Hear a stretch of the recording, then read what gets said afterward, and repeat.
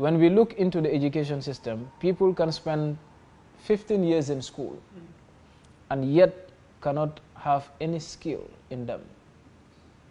And that is an insult to the forefathers of the Pan-African agenda, because they had the spirit that the best way to liberate individuals is to feed them with the right information and the right education. Education is the only way out of darkness, is the only way out of ignorance, and it is the only way to the glorious light. If we want to get to where we all desire as a continent, this education system must change. Students in the Gambia are sometimes trapped with examination issues to the extent that you can never realize their potentials and talents. Because once you failed an examination like grade 12 or grade 9 in the Gambia, it starts with your own family. That's where they start telling you that this is the beginning of your failure in life. So people started failing life stories as a result of an examination that they did not cross. We need to look into that, because people have skills, yet they live and die with it and never realize it. That is what we need to defeat. And we can do that if we have good, career counseling mechanisms, where we can easily realize the potential of an individual.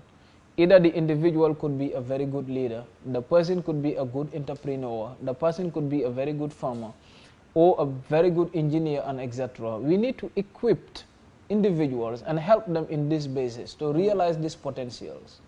In the Gambia, for instance, we have the STEM, where we strengthen students in the maths or doing well in mathematics and in the sciences and etc.